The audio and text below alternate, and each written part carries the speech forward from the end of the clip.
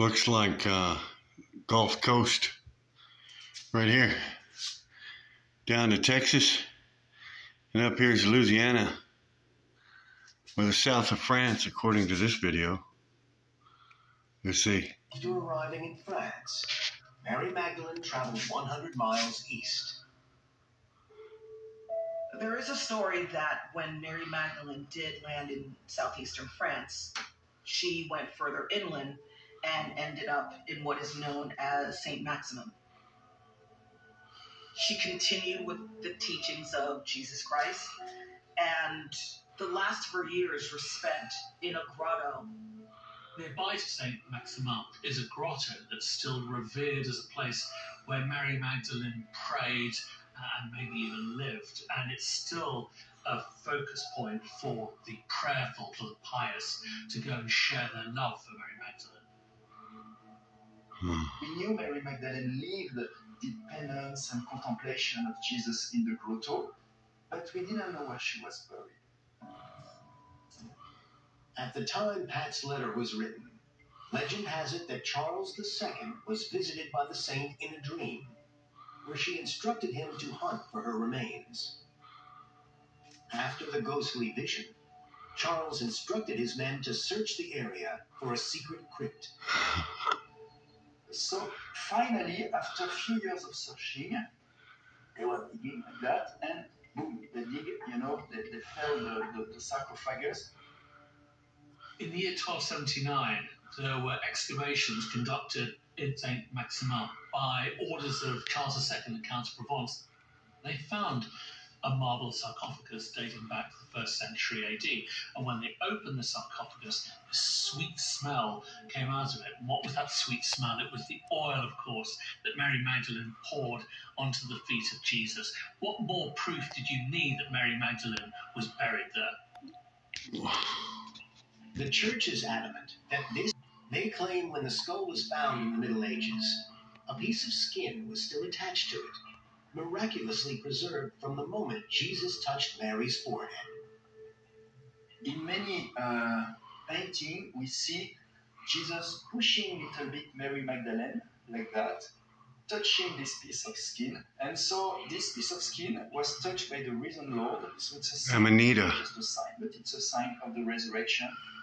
I truly believe that we have here the relics of Mary Magdalene and the presence of Mary Magdalene. Today, the basilica Probably given by the monks here for some money to build this beautiful basilica. While the church doesn't question the veracity of the skull, some scholars have their doubts. Call me an old cynic, but I don't think that is Mary Magdalene. But in a way, it doesn't matter. It's what people believe, and it's a focus for their great love of her. St. Maximum is clearly something of great importance to those who venerate religious relics. But as to whether it could be tied to any individual, much less Mary Magdalene, I'm pretty skeptical. Could the skull of Mary Magdalene really be in this crypt? Or does other evidence point to her final resting place being elsewhere? Some suggest an ulterior motive behind the supposed discovery of the saint. Did you see the reflection of the light around the globe of glass that was surrounding the skull? It's looks like a mushroom.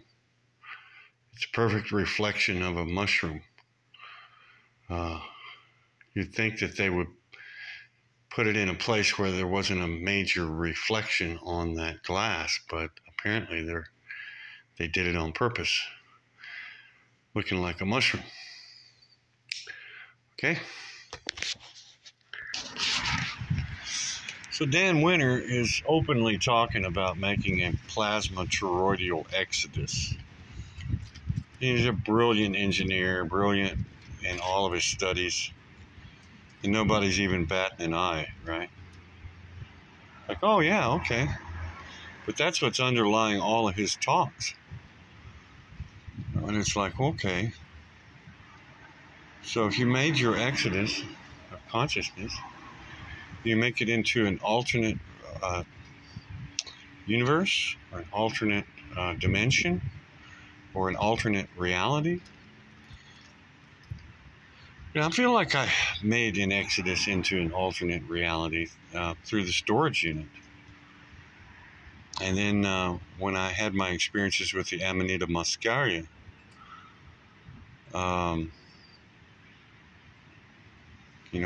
particularly on Mount Shasta, where I was seeking an alternate dimension, and I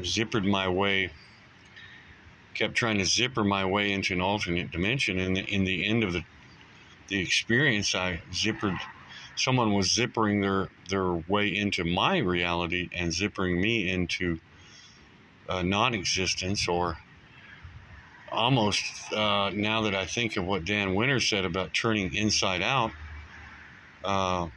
that's what was possibly happening there. I just saw that I was being zippered, that was the threshold of an alternate reality, or an alternate universe, or and I just watched a program about the 7th chakra on the earth, and the major centers, and it said that Mount Shasta was the base chakra, which is the fear chakra. It's your fight or flight, base chakra, root chakra. It's like, wow, that was the root. And it was a terrifying experience at the end of that Amanita episode. So much that I was so exhausted, I went back to sleep. And I didn't mention this in my last video, but I had a lucid dream when I went back to sleep after that experience. And I remember the dream was about, I was on a motorcycle, which I was on a motorcycle on that trip.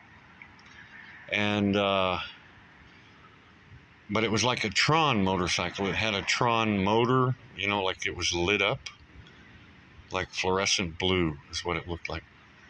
And I pulled up on a plateau, and these two guys came out and on both sides of the motorcycle looked at my motor, and they said, simultaneously, they said, "He's got the light." And the moment they said that, I took off and I went up. I rode up back into my tent and woke up. But before I did that, I looked back, and another person had rode up on a motorcycle on that same plateau, and those guys looked at his motor, and he went down. And I was like, wow, what does that mean? Very lucid dream. So that was the end of my Amanita experience on Mount Shasta, pretty much. I found 2 amanitas underneath a pine tree that were partially dried, and I dried them further on a black rock. Found a big black rock and dried them there. Okay, well, I still have some questions about the MOG, and it's about a discussion that I saw on the internet about Mary Magdalene and her healing properties, and that it suppresses the reptilian brain and, cures us of depression and ADD and things like that. And I'm making something to eat here, guys. And the thing about it is that the reptilian, I heard some things about the Sumerian history. How you like my hairdo? I just saw myself. Let me just put on the right hat here. And I saw some things about it, and that that the Sumerians lost my train of thought. Hang on. Yeah, the Sumerians have some, or there's some ancient history that says that man or the aliens reproduced with a snake or a reptile, and or a feminine figure that came from the ocean, you know, and so I don't know how if Mary Magdalene is the mushroom that she would suppress the reptilian brainstem if in fact she was of that. And so if she was of that, then that would explain more or less the multiplicity of this world and nature and things like that. So that would make more sense to me, that she would be of that feminine multiplicity, and that in fact it wouldn't suppress the reptilian brain, that it would promote it in a natural, organic kind of way. So I don't know if these guys are, because one of the things that they say is that it's a cure for depression and ADD, but I also have experienced personally the cure for depression and ADD and all addictions through deep sleep, and through a deep sleep meditation retreat for 4 days. So there's my contradiction, or there's my questioning there.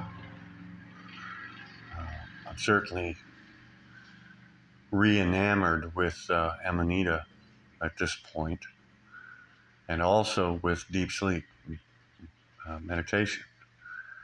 So these are kind of the directions that I'm going. So we'll see what happens with my experience here as we head towards southern France. You know what I mean? Peace, love, and light. Spiritual Chuck out. In and now.